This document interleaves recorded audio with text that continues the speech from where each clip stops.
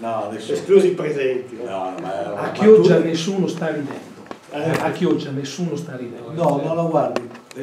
nessuno ride, ma nessuno ride neanche noi, neanche in Costa Bioenergia. Dico questo. Neanche in Costa Bioenergia, nessuno ride. Perché adesso io non voglio entrare in un dettaglio giuridico perché le cause le discuto in tribunale. Questo sarebbe anche mancanza nei confronti dei giudici che saranno chiamati a decidere, perché ci sono un fluvio di contenziosi e tutto il resto. Nessuno ride perché comunque 1,5 milioni già determinato da queste situazioni che non hanno mai affrontato in realtà, creando una situazione di allarme molto infondata, molto poco fondata su elementi di conoscenza,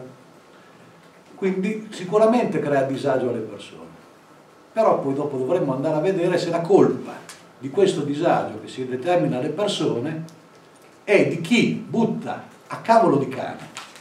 notizie infondate, butta lì allarmismi, forse speculando un pochino dal punto di vista politico sulla pancia della gente, perché poi c'è un tema: vogliamo affrontare le cose nel merito reale delle situazioni o vogliamo contare delle canelle, si dice a Parma, per poi prendere consenso che poi serve? Perché io le ho vissute certe cose, le ho vissute a Parma, sul forno inceneritore, dove facevo il consulente per l'autorità procedente, e c'è stato chi comunque ci ha speculato ampiamente dal punto di vista politico al riguardo di un qualche cosa che invece era necessario per la città, e dove funziona benissimo, dove non ci sono problematiche, dove tra le altre cose ciascuno di noi produce molti rifiuti e dobbiamo sempre fare qualcosa a casa di altri, perché se poi dopo noi abbiamo il GPL, che comunque è ritenuto un combustibile da valorizzare anche a livello europeo, si alza qualcuno a Chioggia, eventualmente no, non va bene niente. Allora questo è un problema, e poi su questo fa leva sulla paura della gente, innestata dalla ignoranza e dalla malinformazione. Allora io credo invece che le cose vadano gestite con razionalità, con correttezza, e le stesse amministrazioni che dovrebbero oltretutto ispirarsi al principio di buona amministrazione, di imparzialità e di equilibrio, non dovrebbero viceversa ispirare la loro azione in una maniera invece sviata, finalizzata ad altro tipo di obiettivi, dopo che le stesse amministrazioni viceversa hanno correttamente dato i loro pareri nell'ambito di quello che era il doveroso procedimento amministrativo. Perché poi abbiamo qualcuno che arriva e fa degli investimenti, tra le altre cose fa degli investimenti a 89 anni, oltretutto avendo un disegno di una prospettiva industriale, e questo credo che possa essere anche estremamente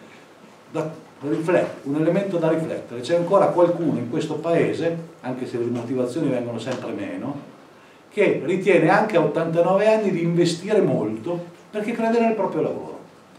Viceversa c'è qualcun altro che in termini, senza entrare nel merito tecnico, reale delle situazioni, forse specula e crea una serie di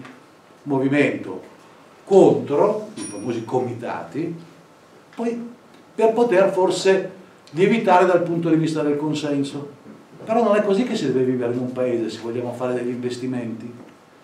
Si deve esserci il momento in cui si parla, si interviene, dopodiché il momento della decisione, poter consentire anche a chi deve investire di poter investire serenamente e oltretutto dare anche la serenità ai cittadini, perché oltretutto dal punto di vista tecnico noi dovremmo ricordare un pochettino alcuni passaggi. Primo punto,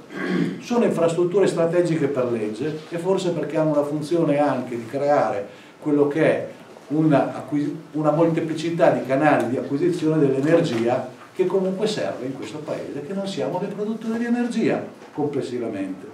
E poi abbiamo, tanto per dare un'idea, il metano che viceversa non arriva in tutta una serie di zone e oltre a servire per l'autotrazione serve anche per il riscaldamento delle case dove non arriva la metanizzazione. E forse tutto sommato è anche più opportuno ridurre i treni dal punto di vista del trasporto, per in termini anche di sicurezza del trasporto del GPL. Sono considerate infrastrutture strategiche. È prevista una conferenza di servizi decisoria a livello ministeriale che si conclude poi con i decreti ministeriali. Allora noi abbiamo avuto oltretutto che il procedimento ministeriale era stato sospeso perché bisognava fare la cosiddetta verifica di assoggettabilità, che è stata fatta dall'allora provincia di Venezia, oggi città metropolitana di Venezia. Si chiama verifica di assoggettabilità perché alla luce di quello che è il progetto e quindi i pareri che vengono acquisiti si verifica se è necessaria o non è necessaria una valutazione di impatto ambientale. Caso strano, queste verifiche vengono fatte con una pubblicazione oltretutto di tutti gli elementi progettuali dove ciascuno può accedere agli atti e può eventualmente formulare osservazioni. Andava tutto bene, l'unico soggetto che eventualmente aveva espresso un parere dicendo andrebbe, si dice verifica la soggettabilità perché se la devi assoggettare a via poi apri la procedura di via,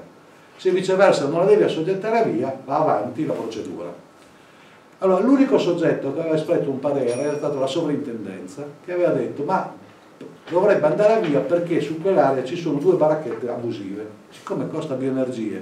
ha detto, qual è il problema? Aveva fatto la precedente proprietà, non da parte di costa più energie, queste 2 baracchette abusive vengono demolite, quindi l'unico motivo per cui bisogna dare la valutazione di impatto ambientale era esattamente questo ed è stato eliminato. È stato fatto quindi un decreto dalla mia parte dell'amministrazione provinciale, dopo che erano state fatte tutte le procedure di pubblicazione di legge, del 2 di febbraio dicendo no, non bisogna andare via. Allora, prima domanda, come mai nessuno interviene quando è il momento opportuno e quindi quando ci sono tutte le pubblicità di legge per poter fare le proprie osservazioni e tutto quanto? E invece tutto tace, tutto va bene, ma ne andiamo sempre dopo. Allora, c'è il decreto ministeriale quindi che autorizza con tutto in conferenza di servizi con tutti quelli che sono i pareri favorevoli al riguardo, ma c'è di più. Prima che venga emanato il decreto ministeriale viene fatta anche una intesa Stato-Regione, perché questo è quello che prevede anche la normativa e anche questo viene pubblicato il 28 di aprile, la delibera della giunta regionale che dà l'intesa allo Stato per realizzare questo tipo di opera viene pubblicata perché la delibera della giunta regionale il 28 aprile del 2015. Anche qui tutti buoni, tutti zitti. Le forze politiche, tutte buone, tutte zitte, gli andava bene. Dovremmo anche pensare allora che quando qualcuno eventualmente, dopo che emergono una serie di cose, vuole fare una speculazione politica, forse bisognerebbe anche informare la gente invece nel merito delle cose, anziché additare ex post, sempre dopo quando gli investimenti sono già avanzati e tutto il resto. Forse questo dovrebbe farci un secondo riflettere. Tra le altre cose. Dopodiché interviene il decreto ministeriale del 26 di maggio del 2015, il quale costituisce autorizzazione unica, e che contiene in sé, visto che c'è il richiamo al testo unico degli espropri, che contiene in sé tutte le autorizzazioni necessarie per la realizzazione dell'opera, perché in questo paese si è deciso in una certa fase storica che bisogna, visto che abbiamo una pletora di enti che danno tutta una serie di pareri, di cose, di autorizzazioni e tutto il resto, qua tra l'altro ce n'è rispetto al solito che sono già tanti, abbiamo anche ulteriori elementi collegati alla situazione attuale e viene prevista una conferenza di giudizio, un'autorizzazione che tiene luogo di tutte le autorizzazioni, proprio perché alla luce della pletora di autorizzazioni in questo paese è corretto che ci sia un punto fermo dove c'è qualcuno che possa poi dopo partire e poter lavorare. Io aggiungo che ho dei dubbi sui comportamenti di chi arriva sempre dopo e su questo crea semplicemente tipo di allarme sociale. Aggiungo anche che sono le stesse persone che poi quando qualcuno gli dice che eventualmente il giudice gli ha detto che le cose sono in un certo tipo di modo, devono continuare a buttare, diciamo, qualcosa di non simpatico addosso alle persone parlando sempre no, che non è regolare di qua, non è regolare di là. Poi dopodiché queste persone che continuano ad accusare qualcun altro di irregolarità ne dovranno rispondere anche patrimonialmente nelle sedi appropriate, visto che comunque verranno chiamate, viste le loro continue e diffamatorie accuse di irregolarità nei confronti di un soggetto che viceversa ha seguito tutte le procedure di legge nel massimo scrupolo e nella massima attenzione, viceversa continuare a essere accusati di irregolarità, credo che non vada bene per l'immagine delle persone, oltre a concorrere a determinare comunque allarme sociale e quindi che debbano essere chiamati a rispondere nelle dovute sedi. Aggiungo una cosa, è anche un paese dove se qualcuno ti dà ragione è una bellissima persona, se qualcuno ti dà torto invece è un disgraziato. Non è così che funziona relativamente ai provvedimenti giudiziari, che non sono tra l'altro quelli della Procura della Repubblica. Si rispettano le decisioni dei giudici, se viceversa non si condividono si va nelle opportune sedi,